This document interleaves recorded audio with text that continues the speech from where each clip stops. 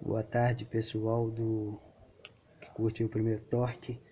E hoje nós estamos com a missão aqui que é o seguinte: é trocar o rolamento do peão da caixa de marcha da Astra, é o do Astra, da Zafira, Vectra, Meriva, tudo a mesma coisa, mas hoje a missão mesmo é trocar esse rolamento aqui, ó, que vai aqui, ó, da Zafira. O que acontece?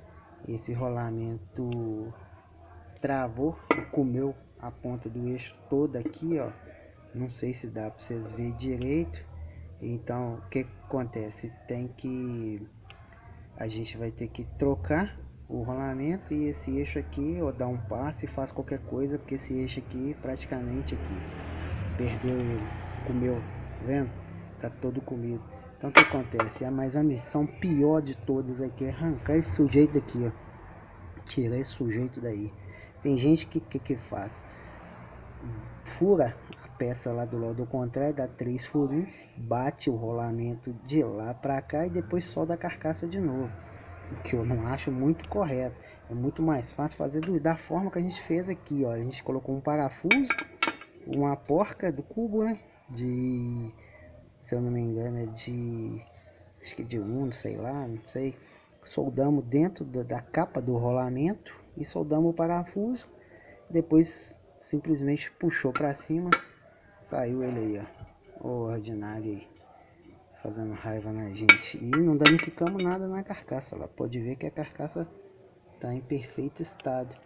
E inclusive já é o segundo já que a gente faz aqui, ó, todos com sucesso, sem danificar a carcaça, sem danificar nada. Lembrando que um é maior que o outro, tá, gente? Um é maior que o outro e tem um número. Só comprem com número, porque é diferente um do outro. E outra, use o óleo correto para não ter esse tipo de aborrecimento aí, ó. Arrancar esses rolamentos aqui é canseira, é um serviço caro, é um serviço meio salgado. E olha o trabalhão que dá. Olha aí pra você ver.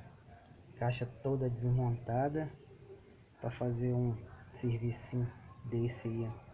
E não fica barato. É um serviço caro que o mecânico não vai amaciar nada para vocês aí não. É bem salgadinho mesmo o serviço.